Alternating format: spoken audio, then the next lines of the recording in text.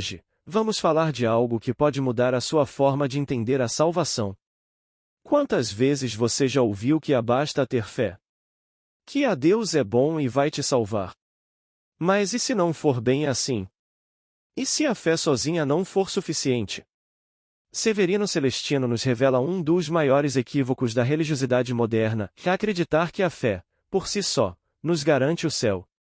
Mas Tiago, irmão de Jesus, nos alerta. A fé sem obras está morta. E Paulo, muitas vezes mal interpretado, jamais isentou ninguém da responsabilidade de servir, de agir, de transformar a fé em movimento. A fé verdadeira precisa de prática. Precisa de suor. De renúncia. De ação. Esse vídeo é um chamado urgente para quem acha que já está salvo, mas esqueceu de amar. Para quem acredita em Deus, mas esqueceu de servir. Assista até o fim, porque o que vem a seguir pode te despertar para uma verdade profunda. E se algo tocar seu coração, comente aqui embaixo. Você tem vivido sua fé ou apenas acreditado nela? Bom dia, queridos irmãos. Que Jesus, em sua infinita misericórdia e amor, esteja conosco esta manhã e sempre. Eu não gosto muito de currículo, não sou muito afeito a currículo, porque o currículo cria uma expectativa nas pessoas que muitas vezes não corresponde e as pessoas ficam decepcionadas. Eu me lembro numa ocasião que eu fui fazer um seminário no interior da Bahia, bem distante, e eu cheguei lá já por volta de 14 horas, já um pouco atrasado. E quando eu cheguei, o apresentador, muito eufórico, disse assim: olha, o nosso professor já chegou. Eu sentado assim como está ali o nosso companheiro, já está aqui conosco, vai começar o seminário daqui a pouco, está todos os apóstolos. E as mulheres são sempre muito perspicazes nessas horas, né? As mulheres são observadoras demais, elas firmam, decoram e dão as suas opiniões imediatamente. Tem uma mente muito fértil a mulher. E aí 2 senhoras atrás assim, quando ele falou do currículo, disse da nossa presença, aí uma disse para a outra assim: ô gente, e essa coisica? Eu achei interessante a colocação dela, né? Eu acho que para o que poderia me apresentar melhor para vocês é essa coisica que está aqui, né? Que todo mundo espera 1,80 m, aquela, né? Uma altura aí como o nosso companheiro, que Deus dá com sobra um e com falta outro, mas nesse está a sua sabedoria, né? Então nós gostaríamos de conversar com vocês essa manhã, fraternalmente, com esse momento assim, de tanta boa receptividade, essas energias maravilhosas que nos envolvem, com o Dr. Bezerra de Menezes, nosso amigo incondicional e misericordioso e bom, para conosco. Vamos falar sobre um tema que tem sido motivo de muita, eu diria assim, muita discussão e pouco entendimento a respeito dele.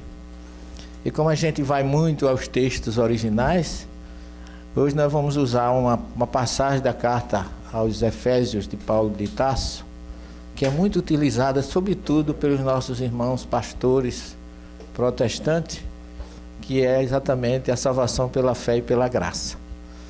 E aí a gente vai conversar a respeito de Paulo. Não poderemos deixar de trazer Tiago, irmão de Jesus.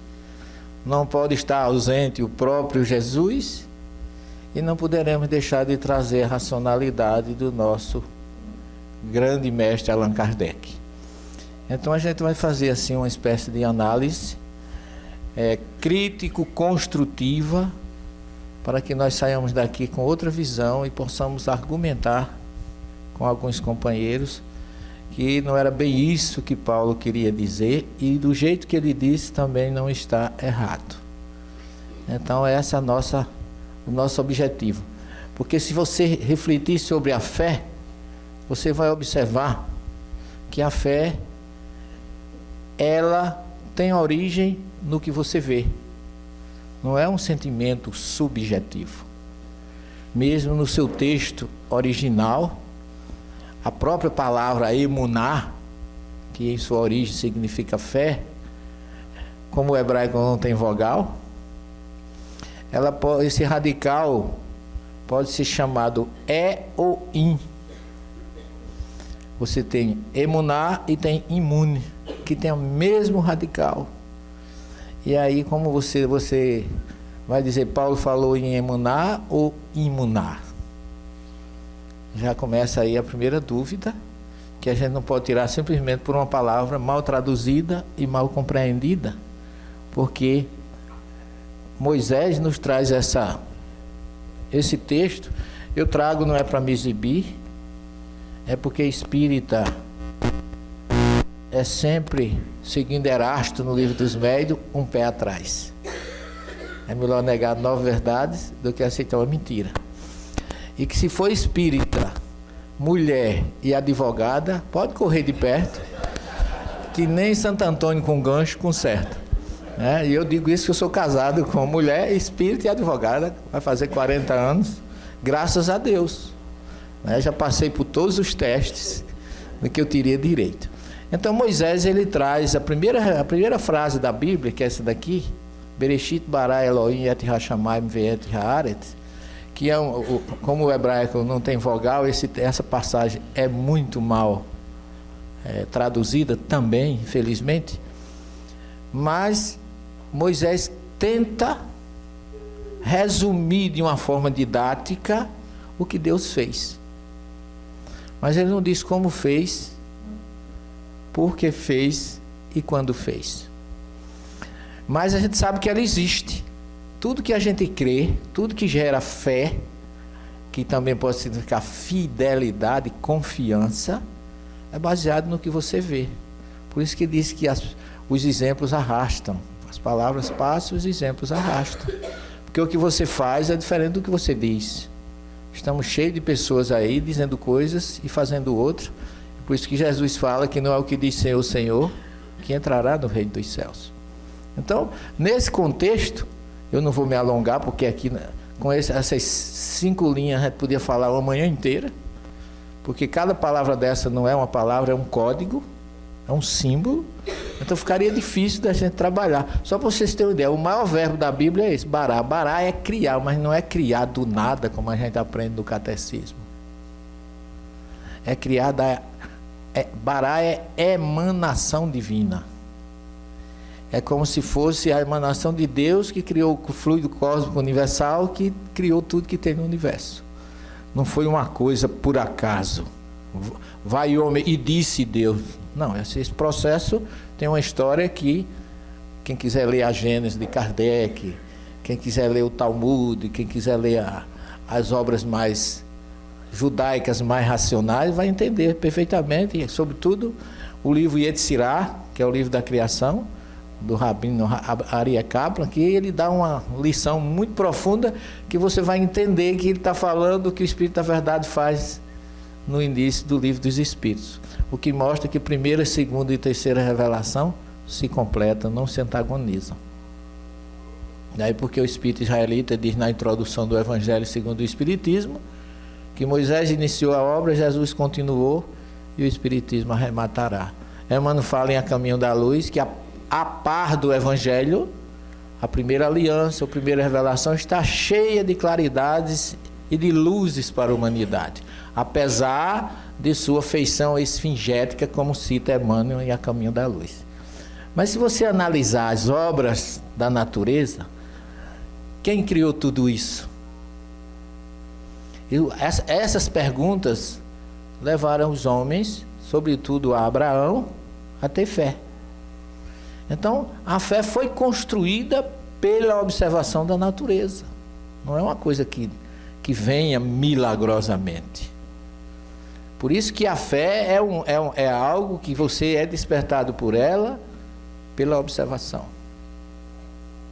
E é assim que Kardec, com seu método dedutivo, trouxe a codificação. E que muita gente acha que Kardec trouxe a terceira revelação isolada. Ele trouxe baseado nas raízes do Evangelho e do que está lá nas origens da Torá, que Jesus jurou fidelidade à Torá.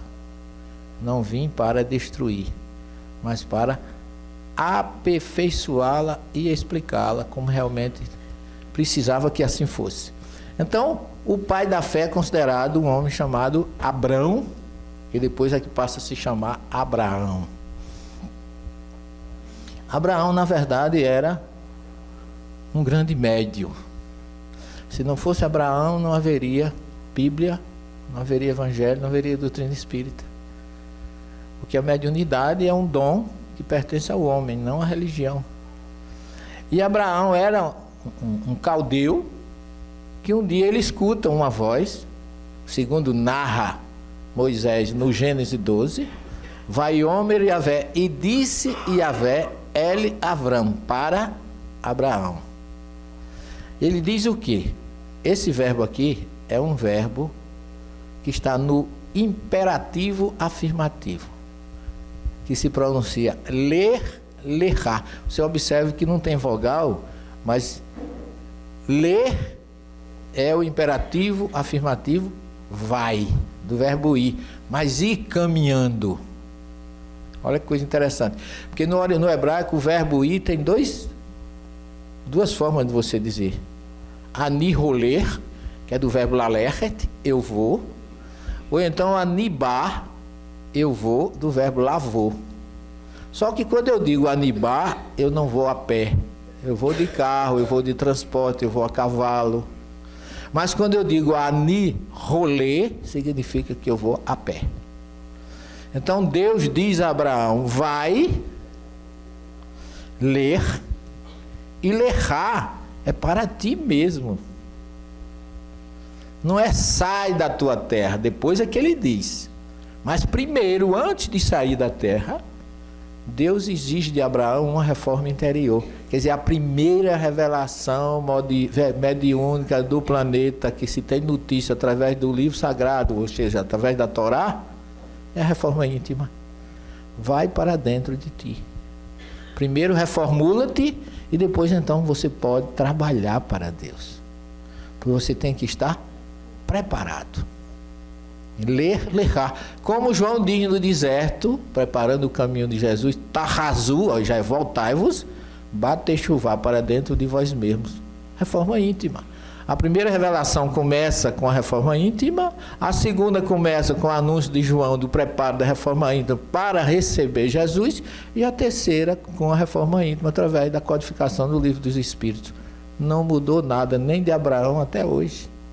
Só que a revelação, cada revelação, primeira, segunda e terceira, teve como base a necessidade de uma reforma interior. Então nós tivemos a primeira chance com Abraão, a segunda com Jesus e a terceira com a doutrina espírita, que na questão 627 diz assim: depois do espiritismo ninguém pode pretextar ignorância. Não há saída para nós espíritas. O judeu pode dizer: eu não sabia, não conhecia o evangelho, não aceito Jesus, então eu tenho a Torá. Os cristãos católicos e protestantes podem dizer: eu só tenho o evangelho. E nós espíritas temos a primeira, a segunda e a terceira. O que é que sobra para nós? Uma frase que eu costumo dizer: Deus tenha piedade de nós, porque não nos resta desculpa. Nós temos todas as informações possíveis, não poderemos nos colocar na condição de ignorante. Temos todo o conhecimento. Então, Abraão, para que ele saísse, ele precisou se reformular, se reformar. E é isso que Deus quer de nós, é isso que Jesus veio ratificar, e é isso que a doutrina nos solicita. Mas essa reforma, as observações da natureza, esses quadros maravilhosos, têm uma resposta desde os profetas, desde os salmistas. Abraão surge no meio de tudo isso, como observador de todas essas criações divinas, um homem que é considerado o pai da fé, que fez tudo o que Deus lhe pediu, obedecendo e entendendo a necessidade não simplesmente de uma fé observatória, mas de uma fé de prática. Que isso, com seu filho Isaque, né? Abraão, segundo os rabinos, foi um frasco de delicioso e precioso perfume que foi transportado por Deus para diversos lugares. Aonde ele passou, ele deixou um rastro. Aonde ele passou, ele deixou uma marca de confiança em Deus e de ações que comprovavam a sua confiança em Deus. E não uma fé simplesmente sem bases. Porque a fé, hoje, a religião sem ciência é fanatismo. A ciência sem religião é ateísmo. E Kardec diz que as duas juntas é o melhor caminho para se chegar à razão e à prática do bem. Essa é a palavra hebraica que dá origem à palavra fé. Emuná. Observe que ela tem esse radical imun, que pode ser emun. Se eu disser emuná, eu estou dizendo confiança, devoção, crença, lealdade, fidelidade. Essa é a palavra traduzida do dicionário hebraico original, ok? Mas essa palavra, ela também pode ser chamada imun. E aí é exercício, não é apenas crença. A própria palavra diz que fé é exercício do bem em favor do que me cerca. Então, Paulo de Tarso não poderia dizer simplesmente que bastava a fé. Porque Paulo, nós vamos falar um pouquinho dele, depois que mostrarmos que os patriarcas e os profetas, os salmistas, construíram sua fé admirando as obras da criação e a conduta de Abraão. Quer dizer, eles tiveram fé porque eles observaram o que estava acontecendo ao seu redor. Tanto Davi, o Coré com seus salmos, o Eclesiastes de Salomão diz assim: observei toda a obra de Deus e vi que o homem não é capaz de descobrir toda a obra que se realiza debaixo do sol. Por mais que o homem trabalhe pesquisando, não a descobrirá. Ainda existem obras que o homem ainda não descobriu. Quem sabe a origem da vida? A primeira palavra da Bíblia que eu mostrei ali, Bereshit. Bereshit é uma expressão que tem vários significados. É uma palavra, é um código, é um acróstico. Mas se você traduzir ela como no princípio, que é como todo mundo traduz, eu posso perguntar: no princípio quando? No princípio como? No princípio de que forma? Quer dizer, a própria primeira palavra da Bíblia já é algo que nos leva a não ter uma resposta definitiva. Então, ninguém vai descobrir, mesmo o homem, o que é que a ciência, com toda essa evolução hoje, trouxe sobre a vida. Qual é a origem da vida? Não existe teorias e mais teorias, mas até hoje ninguém explicou. Por isso que Salomão fala no Eclesiastes 8,17 sobre isso. Por quê? Porque você observando um quadro desse, uma pintura da natureza, da criação de Deus, como é que ele fez isso? Não é? Nos deixa encantado. Jesus era um homem que lia a natureza, ele conseguia fazer isso, mas nós, infelizmente, a gente destrói a natureza. Poluição no lugar desse seria um crime. O Salmo 111 diz assim: vossos olhos foram testemunho de toda a grande obra que Deus realizou. Os céus contam a glória de Deus e o firmamento proclama a obra de suas mãos. Salmo 19:1. Grandes são as obras de Deus, dignas de estudo para quem as ama.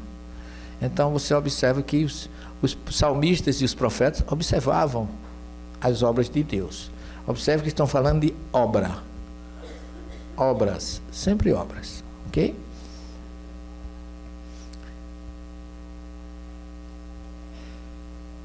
E aí vem a fé. O que é a fé? Já vimos que é um misto de exercício com confiança.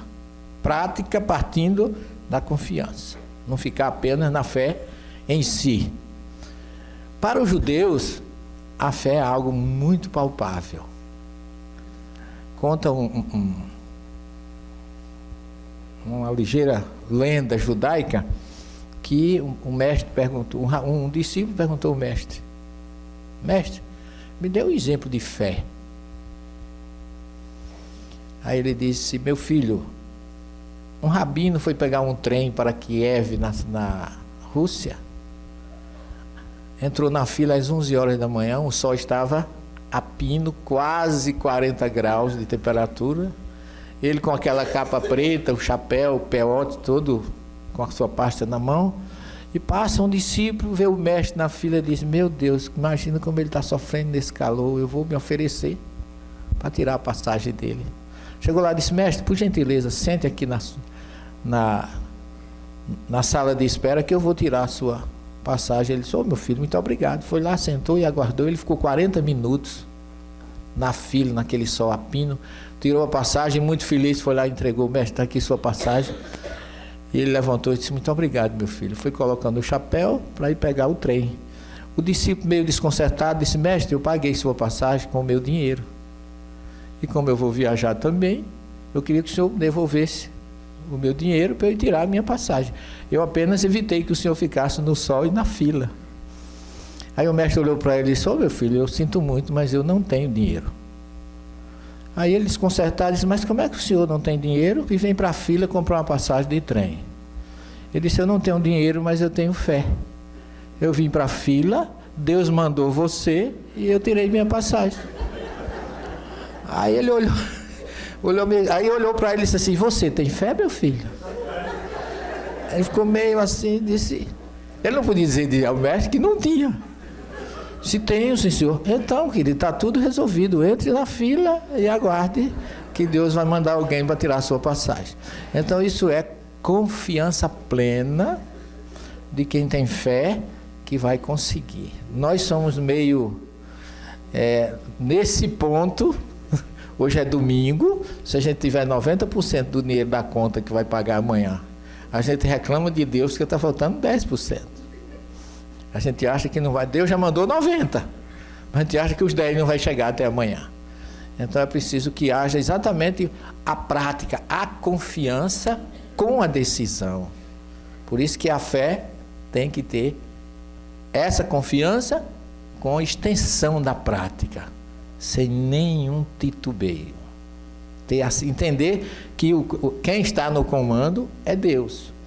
Então os judeus têm essa fé. E o livro de Jó fala aqui: pergunta, pois, os animais. Quando pergunta a eles sobre quem é Deus, sobre as obras de Deus, ele diz: pergunta aos animais e eles te ensinarão, as aves dos céus elas te instruirão, fala aos répteis da terra e eles te responderão, e aos peixes do mar e eles te darão lições. Em todos esses seres, quem não sabe que Deus fez tudo isso? Então, observar a natureza e sentir a nossa responsabilidade diante do que nós representamos para continuar essas obras de Deus. Enquanto ele sabe, ele que te observa, ele devolverá ao homem conforme suas obras.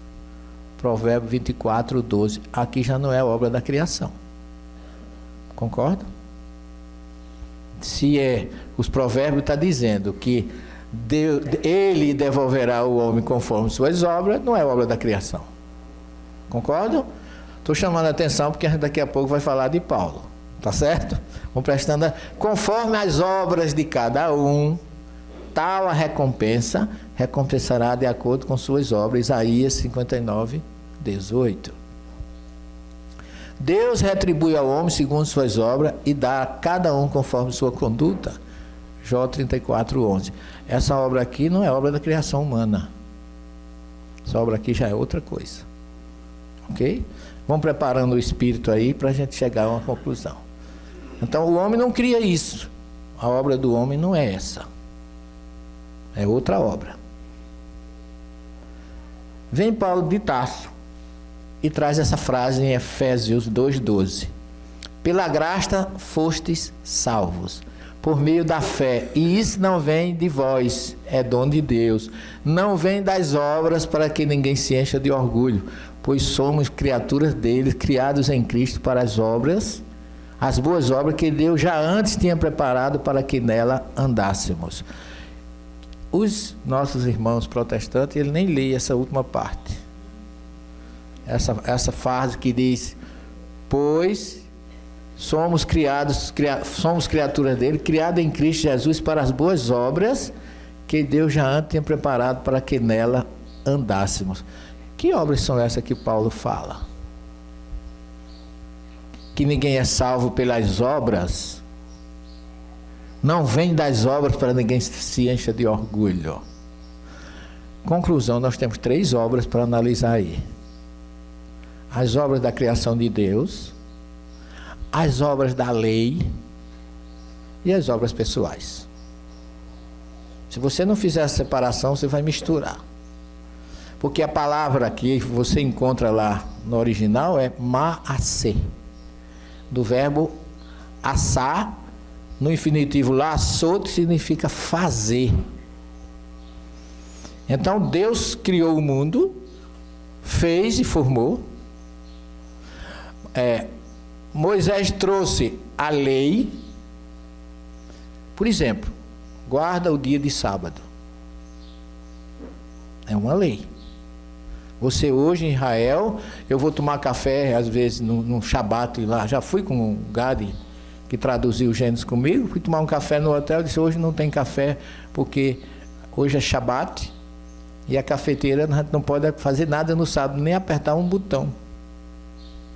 Aí eu fiquei me lembrando de Jesus. Aí eu disse, a cafeteira hoje não trabalha. Eu digo, mas você trabalha.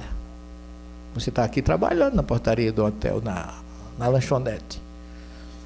Então, qual é o benefício que tem você não fazer nada no dia de sábado? Você cria o quê? Você constrói o quê? Não fazendo nada no dia de sábado. Era essas obras da lei que você diz assim, eu estou salvo porque eu não faço nada no dia de sábado. Não é pelas obras da lei, mas pelas tuas obras. Então, quando Paulo fala de não das obras para que ninguém se encha de orgulho, é no sentido de que você não pode se orgulhar de praticar algo que não significa nada para você, não tem esforço nenhum. E tem mais, não matar, não roubar, não adulterar, significa que isso é obrigação sua. Você não deve nem se orgulhar de não fazer isso, porque isso é a determinação de Deus, porque o verbo usado lá está no imperativo afirmativo, impositivo, por isso que não se chama pedidos de Deus, chama-se mitzvah em hebraico, é mandamento, e mandamento é ordem. A ordem divina é não matar, não roubar, não adulterar, não levantar falso testemunho. Isso, você fazendo isso, você está fazendo sua obrigação, mais do que a sua obrigação. Essas obras já são de Deus. Por isso que Paulo diz que estão criados, preparados já desde antes, para que nós andemos nela. Ninguém pode se orgulhar de não matar, não roubar, que achar que está no céu por causa disso. Então tem as obras de Deus, as obras da lei e tem as obras pessoais. Então Paulo não poderia dizer algo que fosse simplesmente crença, só por meio da fé e pela graça. Graça, hesed em hebraico, também significa justiça. É uma coisa muito interessante. Vou adiantar um pouquinho, porque aí vem o irmão de Jesus e diz assim, meu irmão, se alguém disser que tem fé, mas não tem obra, que ele aproveitará isso? Acaso a fé poderá salvá-lo? Se um irmão ou uma irmã não tiver o que vestir, e lhes faltar o necessário para a existência de cada dia, e alguém dentre vós lhe disser, ide em paz, aquecei-vos e saciai-vos, e não lhes der o necessário para a sua manutenção, que proveito haverá nisso? Assim a fé sem obras está completamente morta. Aqui é que entra a racionalidade. E Tiago não está sendo contra Paulo, nem Paulo está sendo contra Tiago. E isso deu muita dificuldade, inclusive na formação do cano. Tiago diz assim, cumpriu-se assim a escritura que diz, Abraão acreditou em Deus e isso lhe foi creditado como justiça. E ele foi chamado amigo de Deus. Veja que uma pessoa é justificada por obras e não apenas pela fé. Isso aí é Tiago 2, 23 a 26. Caso semelhante ao de Raabe, para quem não sabe, que é a escrava lá de Jericó, que recebeu os espiões de Josué e encaminhou. A prostituta não foi justificada pelas obras quando acolheu os espiões de Josué e os fez sair por outro caminho.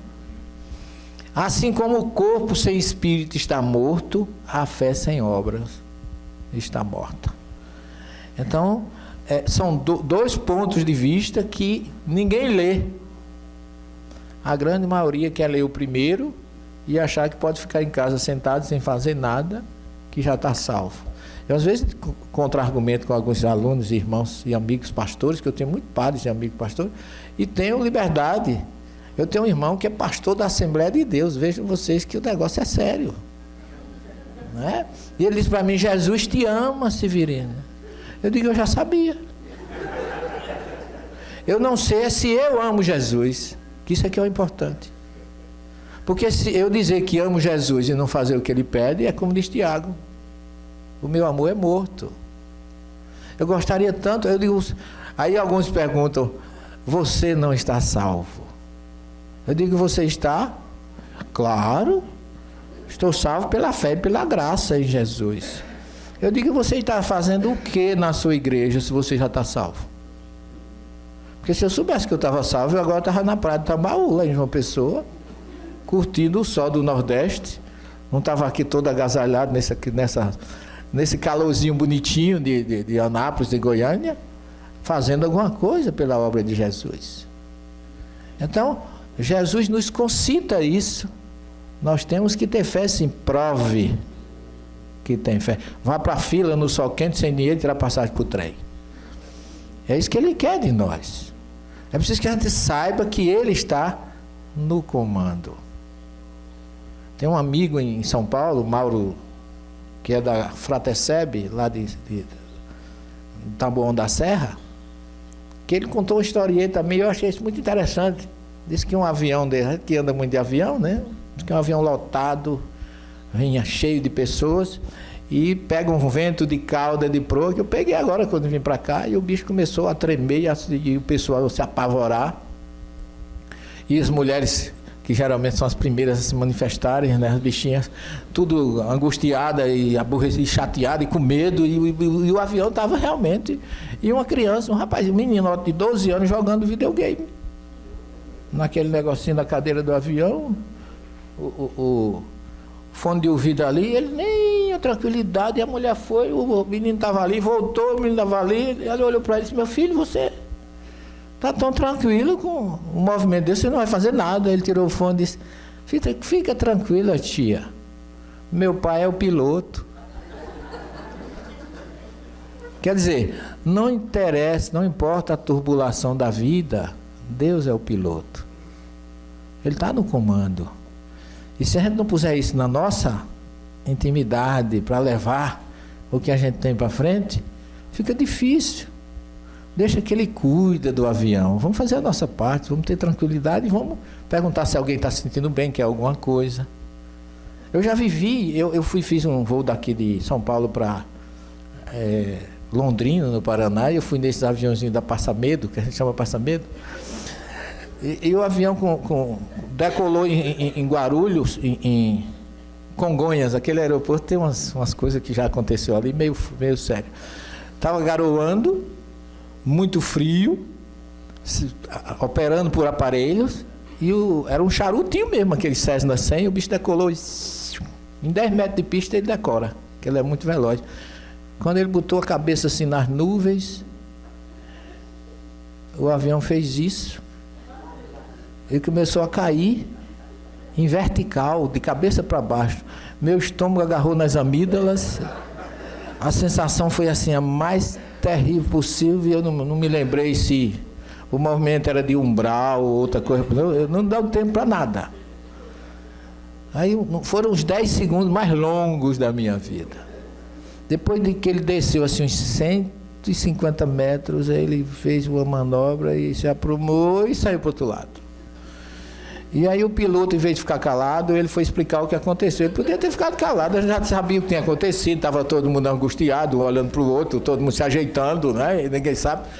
E aí o piloto pega aquele microfone que eles têm ali, que a gente parece vendedor de água sanitária, né? Que ele, né?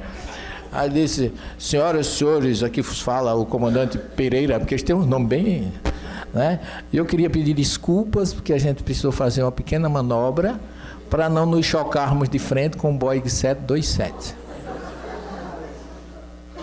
Aí todo mundo parou, tinha umas mulheres no banco traseiro, assim, duas cadeiras atrás. Tá vendo? Aquele sonho que eu tive. Eu disse a você que ia acontecer alguma coisa. Aí cada um, e começou um tumulto dentro do avião, e levantou um cidadão, assim, parecido com o nosso irmão aí, bem palitosado, e o homem disse assim, senhoras e senhores, ele não gritou tão alto, ele só fez assim, senhoras e senhores, o momento não é de pânico. O pânico já passou. O momento é de agradecermos a Deus. Olha, eu não sei se eu me coloquei debaixo do banho, também não lembro como é que eu estava, mas o cara foi de um senso, esse é que confia que Deus está no comando. É que a gente ter certeza que Ele está do nosso lado, e aí vem o teste da nossa fé, da nossa certeza de que não estamos sós, né?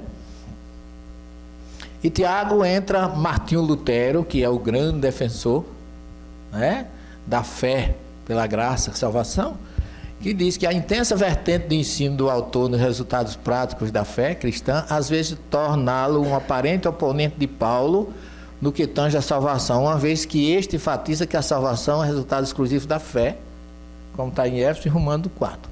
Pensamento esse aparentemente contrário àquele que Tiago defende. Tamanha é a aparente contradição que os dois escritos no assunto relativo à salvação, que Martinho Lutero, adepto do pensamento de Paulo, designou a epístola de Tiago como contrária à fé cristã e a denominou de epístola de palha. Então, eu não sei se vocês sabem, mas a igreja, na época do cânon, quase que a epístola de Tiago não entra por causa dessa questão teológica. E Lutero, que é o grande defensor, os protestantes sobretudo, eles acreditam só apenas que basta fé e não mais esforço nenhum. Mas Tiago usa a palavra fé referindo-se a um consentimento meramente intelectual, enquanto que o uso do termo fé por Paulo refere-se à convicção que traz consigo o conhecimento da vontade. Quando Paulo menciona obras, refere-se às obras da lei, isto é, às obras do legalismo judaico, e não às obras pessoais. Então tem as obras de Deus, as obras do legalismo judaico e as nossas obras. Se você não separar essas três, você vai ficar perdido. Que nunca poderiam salvar, tá vendo? Porque as obras do legalismo judaico são coisas indispensáveis. Não, você é dom de Deus. Você não deve matar, não roubar, não fazer o mal, não levantar falso testemunho. E nem achar que ficar cumprindo o Shabat está salvo. Enquanto que Tiago usa o mesmo termo referindo às boas ações que fluem naturalmente de um coração cheio de amor por Deus e pelo próximo. Então, eles, cada um tem o seu ponto de vista, que não há contradição nisso, que ambos eram judeus. É evidente nas Escrituras que Paulo concorda substancialmente com os ensinos de Tiago, porque Paulo também escreve, pois diante de Deus não são os simplesmente que ouvem a lei considerados justos, mas os que obedecem à lei serão declarados justos. Portanto, o ensino de Tiago retrata a fé como força transformadora que molda cada cristão à imagem de Cristo, mudança exteriorizada através de um viver do justo e reto. Por conseguinte, não há contradição na teologia de Paulo, mas um complemento. Paulo retrata o primeiro estágio da vida cristã, redenção, enquanto que Tiago, sucessor, o segundo estágio, os frutos da redenção da vida do remido. Então não há contradição, há complementação. A palavra graça, hesed, em hebraico, bondade, benevolência, porque Deus, pela sua bondade, Ele nos dá a condição de ser salvo, mas não é sem fazer esforço, é fazendo a sua parte. Está lá no Êxodo 20, que Deus realmente usa de misericórdia a milhares dos que me amam e guardam os meus mandamentos. Êxodo 26, que eu até traduzi nessa obra, mostrando exatamente a diferença entre até a terceira geração e na terceira geração, que é um erro gravíssimo que muita gente faz para negar a reencarnação na Bíblia. Um homem que fala isso não falaria de fé, esperança e caridade, como está na sua primeira carta, aos Coríntios, capítulo 13. Fé, emuná, esperança, tikvá, e caridade, sedaká. Paulo fala que das três, a melhor é a caridade. Então, Paulo está dizendo aqui que o salvo é a fé, mas a fé é menor do que a caridade, alguma coisa está errada. Se você não for na essência, você vai realmente... Porque caridade aqui, que é um termo usado sabiamente por Allan Kardec, são as nossas obras. É o que nós fazemos. Ainda que eu falasse a língua dos homens e a dos anjos, se eu não tivesse caridade, seria como o bronze que soa ou um símbolo que tine. Então não adianta fazer coisas e não fazer. Transformar montanhas, fazer milagres, se você não faz nada pelo seu semelhante. O verbo do cristão é o verbo servir. A palavra tzedaká em hebraico significa justiça, probidade, piedade, caridade, beneficência e donativo. Tudo isso. E tzedaká, para você ter uma ideia, é muná e maase, que é obras. É do verbo fazer. É o que você faz que conta. Eu vivi uma experiência em Israel com um judeu que o judeu adota os seus pedintes, sabiam disso? E o pedinte sabe da importância que ele representa para o judaísmo. Eu visito a tumba de Raquel, agora mesmo fui na tumba de Abraão e fui na tumba de Davi, e ali dentro tem judeus pedindo esmola. Os oradores, imagina, na oração o pessoal pedindo esmola. Eles fazem isso porque sabem que faz parte. Dar esmola é uma mitzvah, e Jesus fala disso. Não negue aos pobres, não dê as costas aos que te pedem emprestado, protege as viúvas e os órfãos. Então o judeu está na sua loja, o pedinte vem de cachecol, bota a melhor roupa, porque aqui no Ocidente é diferente, o cara bota a roupa mais vencida, o desodorante que ele não faz um mês que não usa, e a gente acaba muitas vezes pagando para a pessoa não ficar perto da gente, e acha que fez uma caridade. Então o pedinte chega, estira a mão, ele põe uma certa quantidade na mão dele, mão fechada, da direita que a esquerda não veja, guarda, e o lojista vira-se para o pedinte e diz assim, Todá Rabá, em hebraico, quer dizer, muito obrigado. E eu observando como bom ocidental, ali de olho, eu digo, gente, você dá a esmola e você que agradece? Diz sim, porque dar esmola é uma mitzvah, é um mandamento de Deus. E se não existisse ele, eu não tinha condições de fazer. Então ele está permitindo perante Deus que eu pratique uma obra. Eu disse, mas que bela caridade. Ele disse, não é caridade, é justiça. Porque Deus, olha como Jesus diz na visão judaica, Deus faz o sol brilhar sobre os justos e os justos e a chuva cair sobre os bons e os maus. Para Deus somos todos iguais. E se Deus dá indistintamente para todos, eu tenho e ele não tem, está havendo uma injustiça. Quando eu dou alguma coisa a ele, eu estou praticando uma justiça e não uma caridade. Aí eu me calei, porque eu ia argumentar mais o quê? A nossa visão, mostrando exatamente o que Paulo fala, da fé, da esperança e da caridade. E a obra é maase, que é do verbo fazer, é a prática, é a ação, é a forma com que você transforma a sua fé. E o que é que Jesus nos diz? Fechando a questão, o que é que Jesus nos diz? Fazer o bem sem... Olha o que é que Jesus coloca para a gente. Como é teu nome, querido? Paulo. Que nome bonito, né, Paulo? É o assunto da manhã, né? Olha que Jesus nos aconselha. Guardai-vos de praticar a vossa justiça que é a caridade, diante dos homens. Jesus não está dizendo assim, vá fazer caridade. É isso que ele está dizendo aí? Não. Ele já acha a caridade tão necessária que ele orienta como é que deve ser feita. Jesus não pregou que a gente precisava fazer caridade, não. Ele pregou de como praticá-la, porque a caridade já tem uma obrigação do ser humano de fazer. E que quando você fizer, não faça para ser visto pelos homens. Faça em segredo. Olha aí, do contrário, você não vai receber recompensa junto ao vosso Pai, que está no céu. Portanto, quando deres esmola, nedavá, que a esmola é uma das espécies de caridade.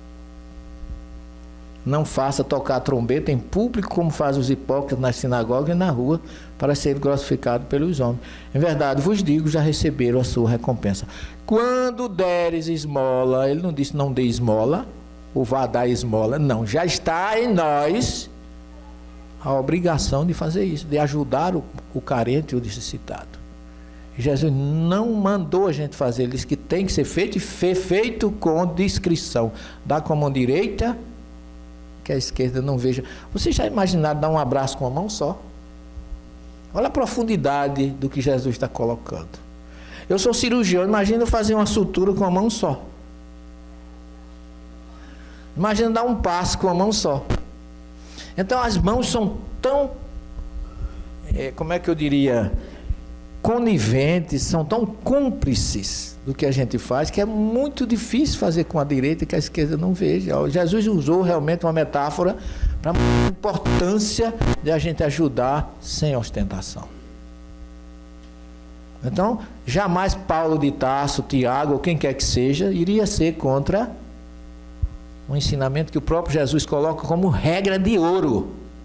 E o judeu, quando vai fazer alguma coisa, pessoal, eles analisam o bairro, quem precisa, faz uma campanha, recolhe o agasalho, recolhe o leite, recolhe o que for preciso, ou entrega numa associação para distribuir com as pessoas, ou então lá no templo, eles deixavam no pátio do templo o que sobrava do dízimo agrícola para as viúvas e os órfãos ir buscar, sem saber quem deu.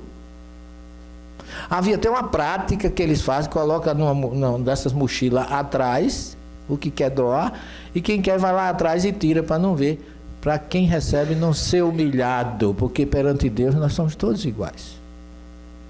Essa história de ver a cara da gente, para quê? É preciso que a gente tenha essa consciência, porque a doutrina espírita, ela é o coroamento da primeira e da segunda revelação. O aperfeiçoamento, a ressurreição do cristianismo primitivo, do primeiro e segundo século e terceiro, é papel da doutrina espírita fazer. Porque está muito esquecido desde o concílio de Nicéia, quando Constantino, graças a Deus que não foi nem Severino nem Celestino, foi Constantino, mudou todo o conceito de cristianismo e adulterou tudo e acabou o cristianismo de Paulo de Tarso. Porque Paulo foi a Roma levando o cristianismo. Todo mundo disse agora Roma vai se cristianizar, mas o cristianismo politicamente foi quem se romanizou, Igreja Católica Apostólica Romana. Então nós temos como espírito o papel de ressuscitar esses conceitos da pureza do primeiro século deixado por Jesus. Jesus diz em Mateus 5,16, brilhe a vossa luz diante dos homens, para quê? Para que vejam as vossas boas obras. Como é que você vai ter luz se você não é notado pelo que você faz? Por que é que a gente diz, aquele é um iluminado? Quantas vezes a gente diz? É porque a pessoa já mostrou obras. Como também a gente diz, que pessoa insossa, não é? Não tem aquelas pessoas que nada está bom para ela? Se chove está ruim, se faz sol está ruim, se nem chove nem faz sol. Esse tempo não se decide, quer dizer, também não está bom, mas a gente tem que ter a atitude daquele homem que disse, o momento é de agradecer, não é de pânico. No judaísmo, a caridade, os pobres dão ao rico a oportunidade de fazer a caridade. Olha, é a mesma coisa que eu presenciei lá em Jerusalém. Aquele pedinte deu a ele a oportunidade. A caridade expia o erro, salva da morte e torna mais próxima a redenção messiânica. A exigência de se fazer caridade se aplica a todos, ricos e pobres. Tem muita gente que diz assim: eu não ajudo porque eu não posso. Como não pode? Quem é que não pode dar um sorriso para alguém, dar um abraço? Cara, um sorriso, gente, não custa dinheiro. Um abraço, um aconchego, eu estou aqui, meu irmão. Ouvir o outro, essa é a maior caridade, você dá de si mesmo, não é material. Você sabe que não precisa ser culto nem ser rico para fazer caridade. É só estar a serviço de Jesus. Por isso que, não se aplica tanto ao rico como ao pobre. Então ninguém pode dizer que não ajuda, porque não pode. E Paulo de Tarso só viveu da fé? Ele não disse que é a fé que salva? Se ele disse isso, ele só viveu da fé, ele encontrou Jesus na estrada de Damasco e aí não fez mais nada? O que é que ele fez? Quando ele cai do cavalo, que Jesus diz assim: Saulo, Saulo, por que me persegue? Quem és tu, Senhor? Eu sou Jesus. A quem tu persegue? Qual é a pergunta de Paulo? Senhor, que eu queres? Senhor, que queres que eu faça? Verbo marcer, olha lá. Que obras queres que eu construa? Paulo era judeu. No judaísmo tem 4 tipos de oração: de agradecimento, de louvor, de pedido e de introspecção. Qual é a oração que a gente conhece? Para o judaísmo, todas elas têm o mesmo valor perante Deus. Mas qual é a que a gente usa sempre? Pedido. Só é que a gente se lembra. Porque Jesus diz: pedi e recebereis. Mas quando fores orar, entra no teu quarto, fecha a tua porta e ora a Deus em silêncio, porque antes que tu peça qualquer coisa a Ele, Ele já sabe do que tu precisas. Então, se Ele já sabe do que eu preciso, do que eu mereço, eu não devo pedir nada por mim. A bênção ou o exemplo maior é pedir pelos outros. E é isso que Jesus nos ensina. Louvar, pedir, agradecer e meditar. Por isso, fecha a tua porta e ora a Deus em silêncio. E Paulo não disse: Senhor, tu queres que eu tenha fé? Não. Tu queres que eu faça. E nós que somos adeptos muito da prece,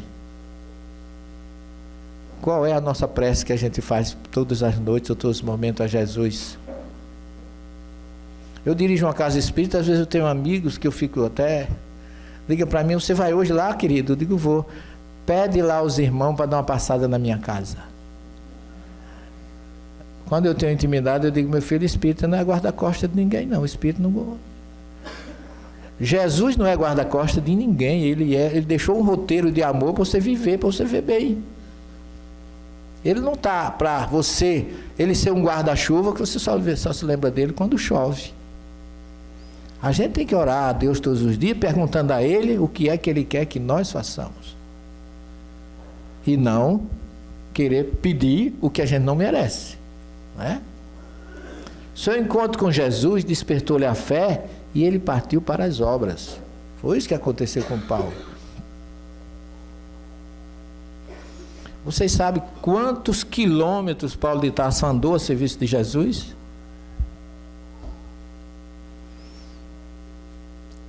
Ele realmente foi como Abraão.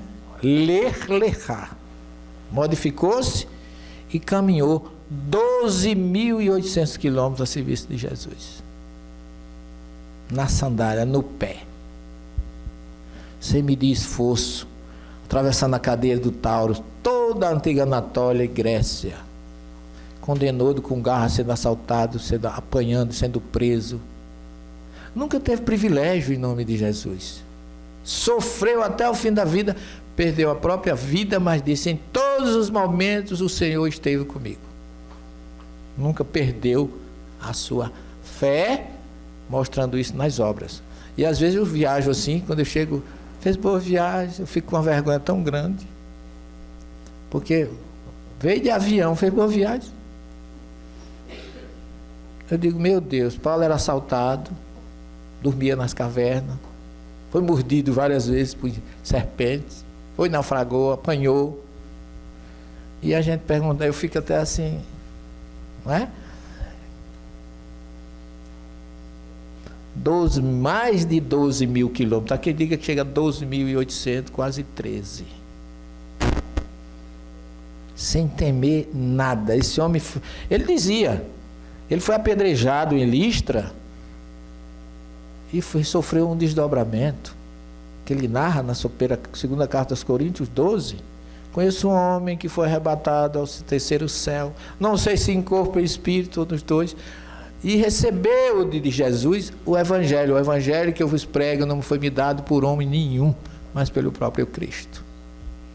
Não sou eu que vos falo, mas o Cristo que fala por mim. Ele não disse isso da boca para fora. Ele, ao ser abraçado pelos irmãos lá em Alexandria de Troades, na sua despedida, o grupo em lágrimas, e ele disse que nunca fui pesado a comunidade nenhuma.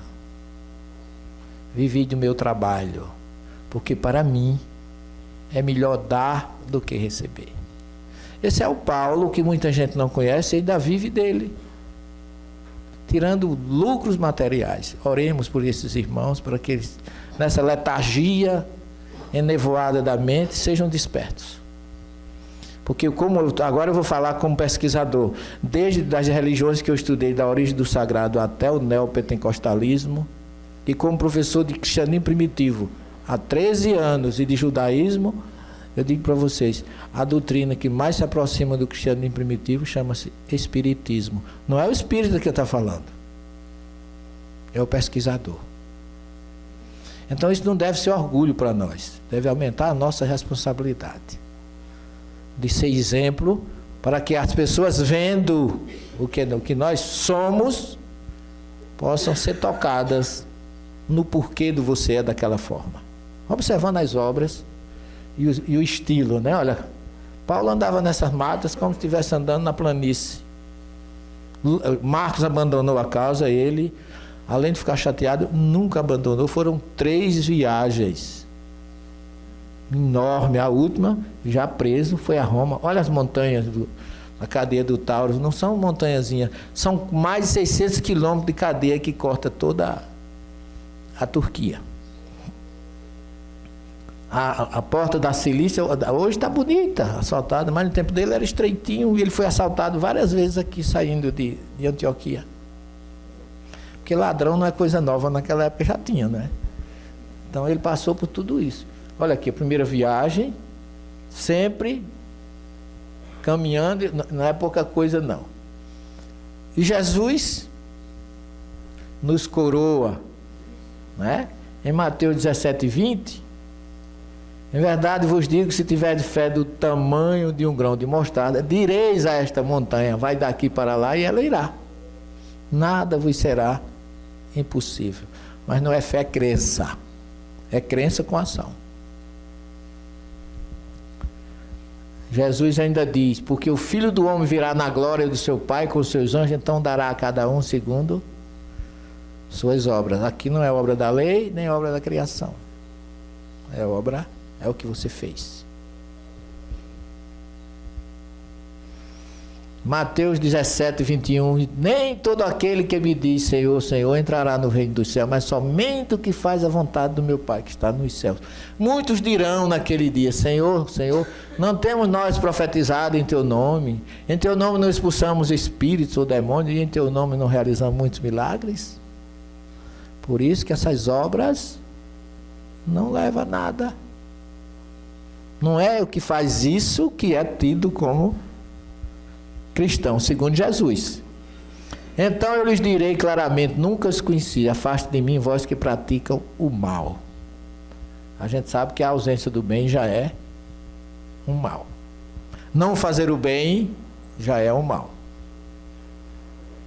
E aí Jesus mudou completamente o conceito de religião, introduzindo no campo até então puramente emocional da fé, o componente razão entendimento, ninguém até Jesus fez tantos apelos ao raciocínio no âmbito religioso, porque Jesus pegou um grupo ortodoxo, como nós pegamos, a doutrina pegou um grupo de cristãos ortodoxos que quer seguir a letra sem a prática.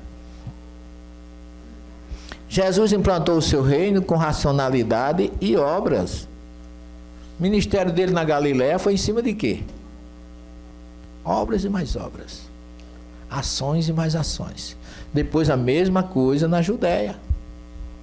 Todo o seu ministério foi de obras. Então como é que Paulo podia dizer que a obra não salva? Não salva a obra da lei. Não salva a obra da criação, porque foi dom de Deus, foi Deus que já nos deu. Mas a obra pessoal, sim. Mas é muito fácil pegar um versículo, interpretar o meu modo e tirar proveito disso.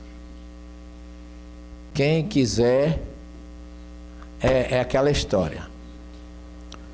Uma mão trabalhando realiza mais do que 2.000 mãos orando. É um provérbio que eu vi, não sei quem é o autor, mas que eu acho bom se refletir sobre ele.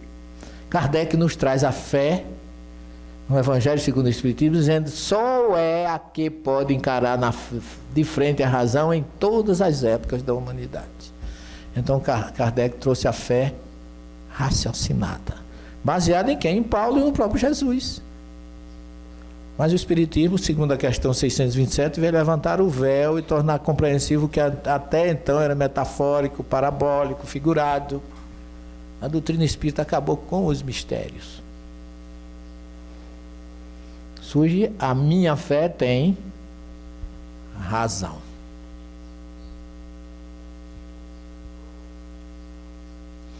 A primeira carta de Pedro 3,15, ele diz: estais sempre preparados para responder com mansidão e temor a qualquer que vos pedir razão da esperança que há em vós.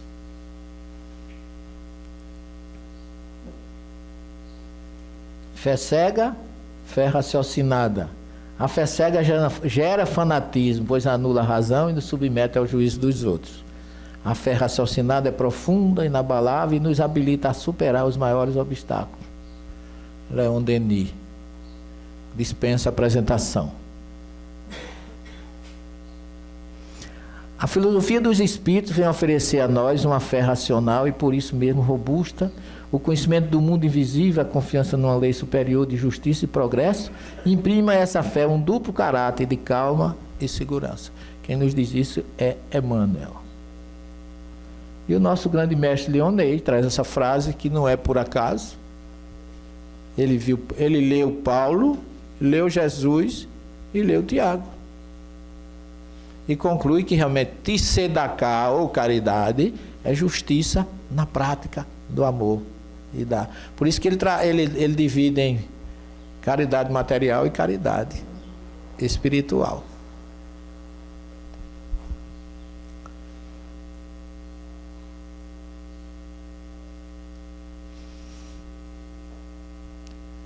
Esse quadro me fala tanto, porque Jesus curou um paralítico na piscina de Betesda, lá perto da Porta das Ovelhas, de frente da casa de seus avós, Ana e Joaquim. Maria nasceu ali de frente da piscina de Betesda.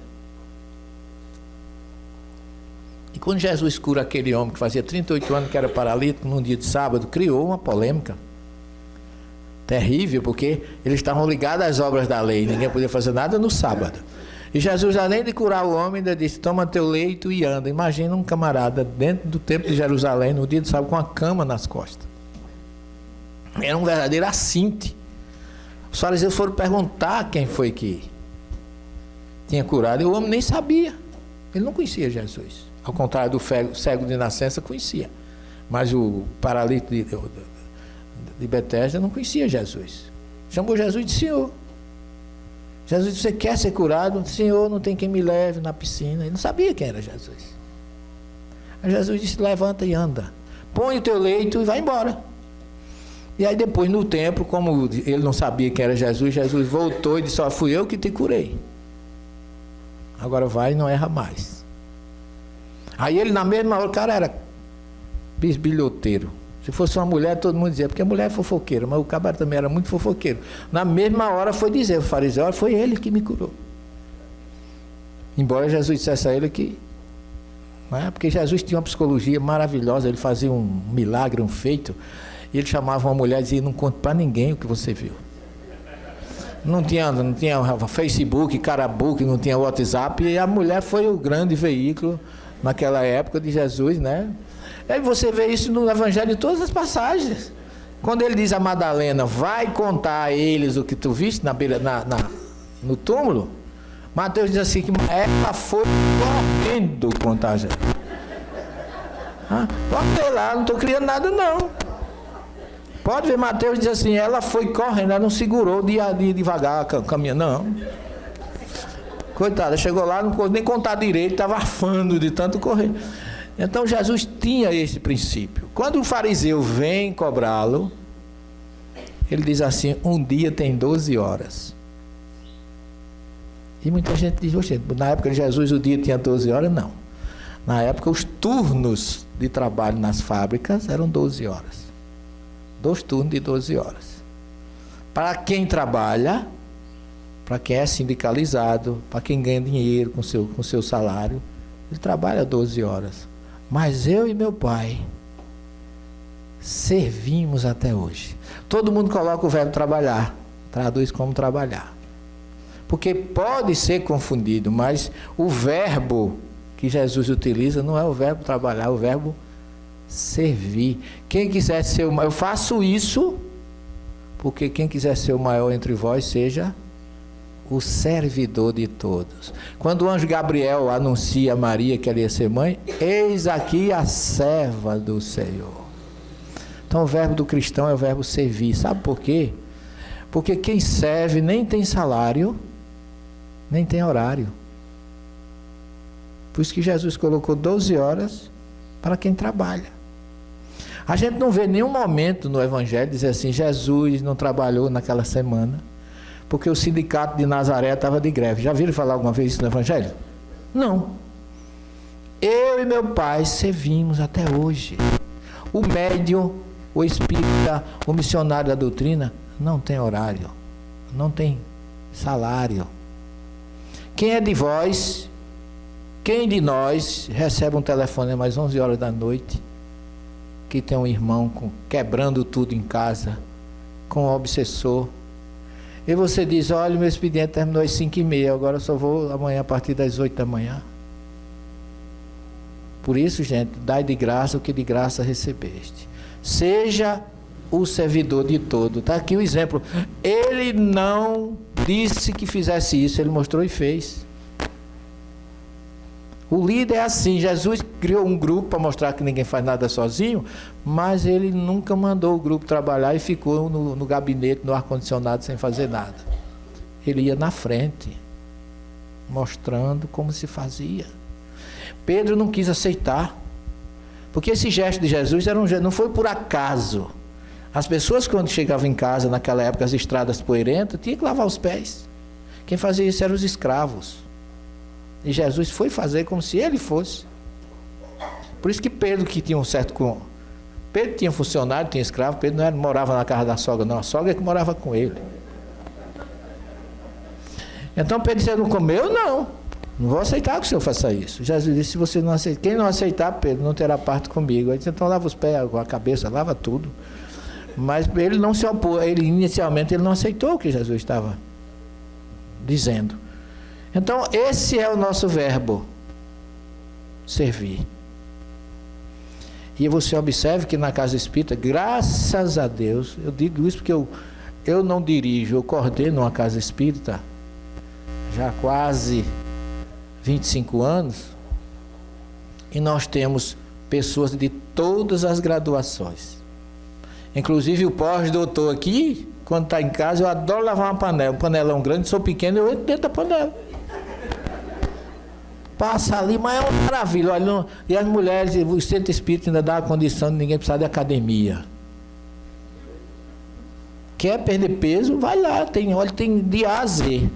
Tem da vassoura ao que for necessário. Então, não vá para a academia. Todas as religiões têm dízimo.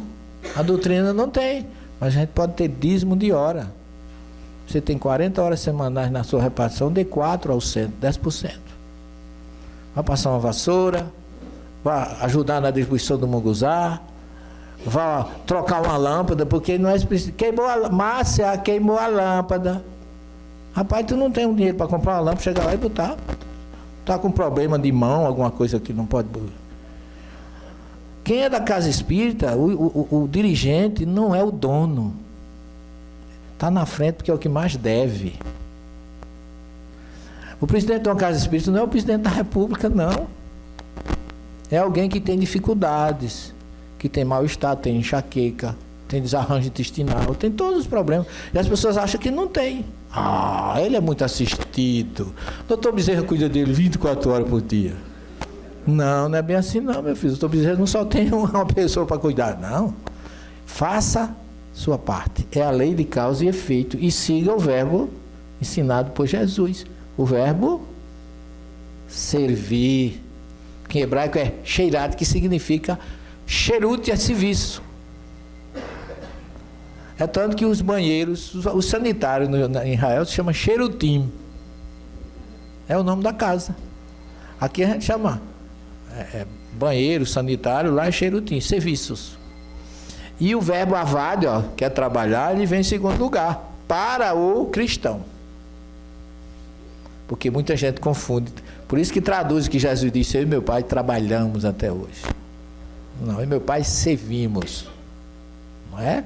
Agora, esse servir de Deus resulta em obra, que é assar no passado.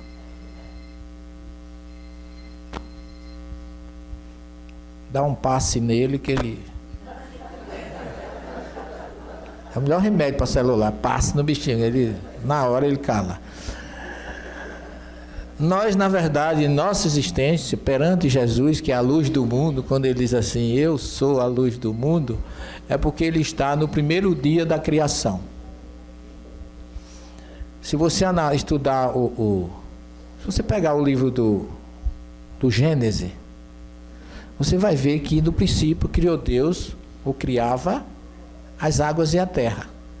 E o que é que Moisés diz na sequência? Que a terra estava num caos, numa desordem imensa. Ele diz assim, Haaretz vaitat tohu vavohu, a terra estava numa desordem, numa desorganização. Porque tohu vavohu em hebraico é caos. É você olhar, é espanto diante de algo que como se não tivesse domínio. Aí diz Moisés, Veruach ha-Elohim, ou seja, e o Espírito de Deus, Merahefet. Merahefet é uma expressão, é uma palavra hebraica que significa como se alguém estivesse debaixo das nuvens, acima da terra, com os braços abertos, vendo tudo o que está acontecendo lá embaixo. A semelhança de um ninho de águia numa montanha, que os filhotes estão ali, ela está sobrevoando lá em cima, ela não está no ninho. Mas qualquer predador que se aproxime, ela tem tempo de chegar e defender. É como se assim, existe um perigo, existe uma desordem, existe uma desorganização, mas Deus é Senhor absoluto de tudo, Ele está no controle. Então, o Espírito de Deus sobrevoava ou se colocava acima das faces dos abismos, das faces das águas, querendo dizer que ele estava senhor do processo. Havia desorganização, mas ele era senhor. Por isso que ele diz, vai Omer, haja luz. Vá e ri, e a luz chegou. Essa luz, gente, não é a luz do quarto dia, isso é no primeiro dia. Não é a luz do sol nem das estrelas, porque só foram criados no quarto dia. Moisés está falando do primeiro dia. É a luz que combate as trevas da desorganização, do orgulho, da inveja, da avareza. E essa luz é Jesus, que estava assistindo a criação. Diz lá ele em João 17,5: Pai, chegou a minha hora, honra teu filho com a honra que eu tinha, como ele encontrava contigo antes da criação dos céus e da terra. Quando aquele processo estava em organização e desordem, que Deus diz assim, existe a luz, era a luz de Jesus, que ele diz lá em João 8,12, eu sou a luz do mundo. Sou a luz do planeta. Ele veio, essa consciência messiânica que entra com a serpente no paraíso, veio para dentro do livre-arbítrio fazer com que a gente saiba o que é certo e o que é errado. Então essa consciência messiânica está nesse homem. E nós somos, na verdade, grandes náufragos. Que ainda estamos nesse caos, nessas trevas, nessa escuridão, dependendo exclusivamente de buscá-lo. Eu sou a luz do mundo. Eu vim para que todos tenham vida. Não se perderá nenhuma das ovelhas que o Pai me confiou. São promessas que só podem nos deixar felizes. De que não estamos sós. Ele está no controle desta aeronave que é a nossa vida, em todas as situações. Não só na casa espírita. Ele tem que estar conosco na fila do banco. Ele tem que estar conosco aonde quer que estejamos. Eu vou encerrar com uma experiência que eu vivi na minha cidade, que eu gosto de narrar, porque a gente pensa que nós não estamos sendo vigiados. E eu botei meu carro para uma revisão lá numa concessionária, e eu sou cirurgião. Cirurgião tem hora para começar uma cirurgia, não tem hora para terminar. E a moça que fez lá as anotações do carro para revisão, ela disse assim, me entregou o papel, disse às 17h30 encerra o nosso expediente. Era uma sexta-feira, eu fui trabalhar, fui operar, e quem opera não vai dizer assim, olha, está sangrando, a senhora aguarde aí sangramento que eu já volto, vou ali pegar meu carro, não pode fazer isso. Então eu tive que terminar a cirurgia, estruturar bonitinho. Quando eu olhei, 17h20, peguei um táxi.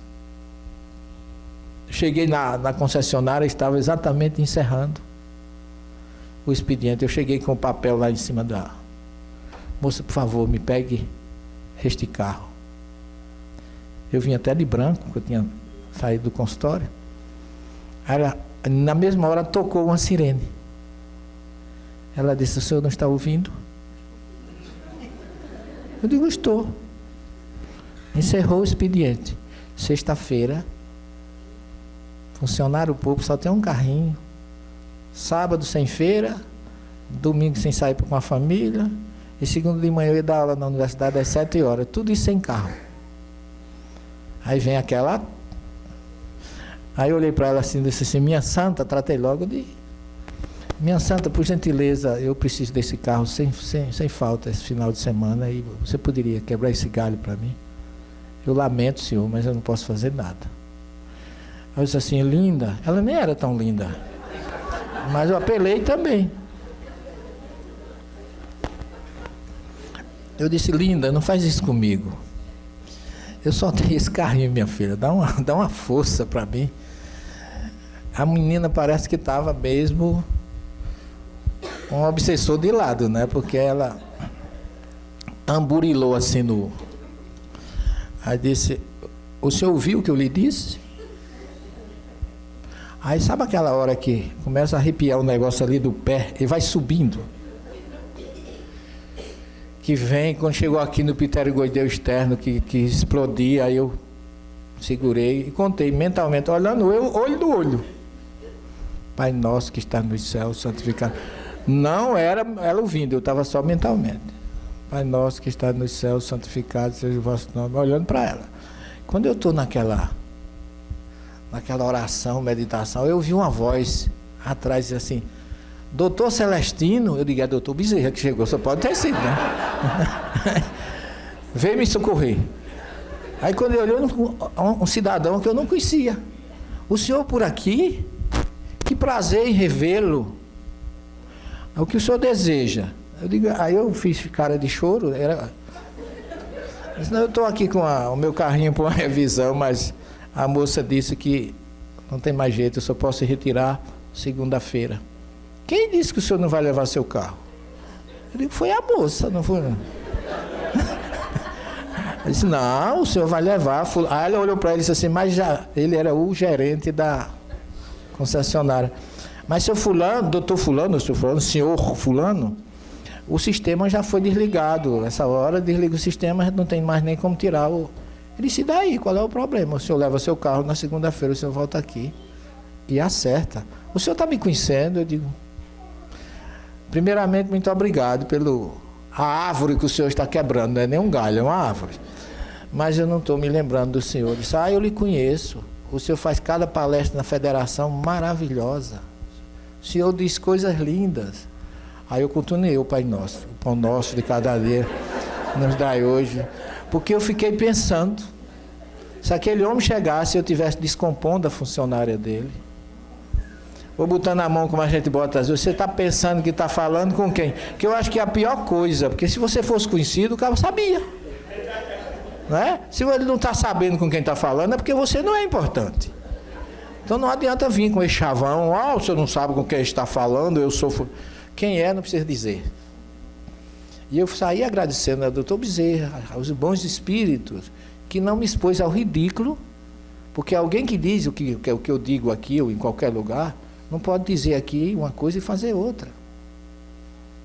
Tem que vigiar. Jesus não mandou orar e vigiar, ele vigiar e orar. Olha o verbo lá, que primeiro é vigiar. Você está respondendo por uma doutrina. É uma doutrina séria. Não pode ser uma pessoa aqui e outra na vida. Um dia desse eu contei essa experiência lá numa conferência que eu fiz de uma pessoa e eu estava na fila do pão, no supermercado, eu e minha mulher. E uma moça atrás de mim. Aí a moça atendeu um, atendeu o outro e eu estou lá, esperando a minha vez, né? Que a paciência é um teste que você tem que fazer em todos os momentos. Aí daqui a pouco ela olhou para mim.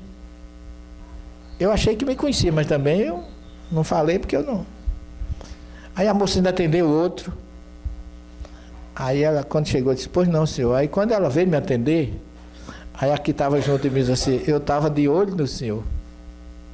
Porque eu assisti uma palestra sua, e o senhor contou uma história de paciência, eu queria ver se era verdadeira aqui agora. Aí por isso que eu digo, gente, cuidado. Se você diz que é espírita, não exponha a doutrina ao ridículo, nem tenha um comportamento que não seja compatível com ela. Porque você pode dizer que é simpatizante do espiritismo, que você gosta das palestras. Agora, se você diz, assume a capa, vamos usar um termo judaico, assuma a capa da doutrina, sua responsabilidade triplica. Porque você não vai ser só vigiado pelos que lhe conhecem encarnado, não. Olha quantos desencarnados estão esperando o seu fracasso. Portanto, a gente tem que buscar Jesus, que é realmente a verdadeira luz, e nos entregarmos à sua misericórdia. Não é boa noite, mas é bom dia. Obrigado pelo carinho. Nós vamos estar ainda agora de manhã na outra unidade, segundo Márcia me falou. E dizer a vocês o seguinte, que eu amo esse homem. Procuro amar. Eu me apaixonei por Jesus aos 5 anos de idade. Mas a maior revelação que ele deixou para mim foi em Cafarnaum, em 25 de setembro do ano 2000. Quando eu cheguei lá e fui na casa de Pedro com minha mulher e meu filho. E eu tenho uma mediunidade que eu não sei explicar, mas ela é uma espécie de desdobramento. E ali entrei em Cafarnaum e vi uma estradinha de areia e fiquei... uma estrada asfaltada na entrada, e eu fiquei procurando uma estrada de areia que eu conhecia. Eu digo, aqui tem uma estrada de areia. Sabe aquela história de déjà vu? Que você chega e diz assim, não, eu já vim aqui tinha uma estrada. E cadê a estrada? E não achava. Entrei em Cafarnaum, a estrada de Pedro, minha mulher e meu filho. Eu entreguei a máquina para um, a filmadora para outra, e eu gosto de chegar nesse canto e ficar entregue. Aí fui para a casa de Pedro. Cheguei nas ruínas, comecei a olhar, me lembrei do paralítico de Cafarnaum, que foi jogado pelo teto da casa de Pedro. E quando eu entrei ali, que eu fiquei olhando e me lembrando daquilo, aí eu abri uma tela e eu vi Cafarnaum movimentada, gente passando por mim, com aquelas cestas de peixe nas costas, aquelas cabeças enroladas de pano. Teve um moreno que passou por mim, que tinha uma verruga no nariz. Imagina, como é que eu vou imaginar que encontrar alguém com uma verruga no nariz? É uma coisa de... A nitidez foi assim tão forte, mas foi um choque, eu tomei um choque. E aí eu olhei para a entrada de Cafarnaum e vi a estradinha que eu tinha procurado. Como quem vai para Magdala e para Tábega, onde Jesus multiplicou os pães, só que naquela estrada ia um grupo de umas 100 pessoas com um homem na frente, de costas. E eu não posso dizer que tenho certeza, mas para mim era ele. E foi um show. Eu sentia a quintura das lágrimas, porque para mim eu tinha perdido algo muito importante ali, que eu não tinha dado a atenção que merecia. E eu ouvi uma voz, que eu tenho um amigo espiritual que anda comigo, que ele, quando acontece determinadas coisas comigo, ele me explica. Eu chamo meu Galvão Bueno, ele vai irradiando. Ele disse assim: nunca é tarde para recomeçar. Eu entendi perfeitamente que eu não estava fazendo uma viagem ao passado. Eu fui exatamente onde eu já vivi. E que eu vivi ali, que eu fui indiferente a Jesus. Então, a partir do dia 25 de setembro de 2000, eu já era espírita, mas reforçou muito o meu carinho por Jesus. Todos os anos eu vou com um grupo lá, levo pessoas, faço todo o trajeto. Estou escrevendo uma obra sobre o chamado Jesus e Israel, que eu quero deixar essas experiências e mostrar quanto Jesus é acessível. Só falta a gente se dispor. Aí eu encontro dele. E é por isso que ele me deu uma companheira que já me tolera, porque não é fácil me acompanhar com tanta coisa, com tanta atividade. Mas eu digo: minha filha, se você não puder me acompanhar, pelo menos me persiga, mas não saia de perto de mim.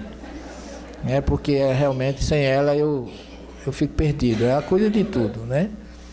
E eu agradeço demais a doutrina espírita, que veio no momento preciso e oportuno da minha vida. Então não vamos perder essa oportunidade tão importante que Jesus está nos dando a cada um de vocês que estão aqui, porque, como diz o Eclesiastes, há um tempo para tudo. E o nosso tempo pode ser esse. Não desistamos, trabalhemos, sirvamos e amemos indistintamente. Nós estamos vivendo uma época de transição, que a violência está muito evidente, mas nem por isso devemos ser violentos. Vamos amar e servir sempre. Que Jesus, que me deu essa oportunidade de estar aqui falando dele para vocês, de Kardec, de Ismael, de Paulo e de tanta gente que serve de exemplo para as nossas obras, possam continuar conosco esta manhã e sempre. Muito obrigado a todos. E agora, depois de tudo isso, o que fica em seu coração? Será que estamos mesmo prontos para dizer que temos fé? Ou será que estamos apenas repetindo palavras sem transformar nossas atitudes? A verdadeira fé, aquela que Jesus exemplificou, é ativa. É movimento. É serviço. Paulo nunca pregou uma fé passiva. Tiago nos alertou: e sem obras a fé está morta. E o Espiritismo nos convida à maior de todas as caridades, a reforma íntima. Você já perguntou a Deus hoje: Senhor, o que queres que eu faça? Não basta crer. É preciso agir. É preciso amar. E amar é servir. A luz que brilha nas nossas mãos não vem do que falamos, mas do que fazemos. E como disse Severino Celestino, Jesus não mandou praticar caridade. Ele ensinou como praticar em silêncio, sem ostentação, com o coração inteiro. Se essa mensagem mexeu com você, compartilha com alguém que está precisando despertar. E deixa aqui nos comentários: o que você vai fazer diferente a partir de hoje? Se inscreva no canal e siga com a gente nessa jornada de transformação espiritual.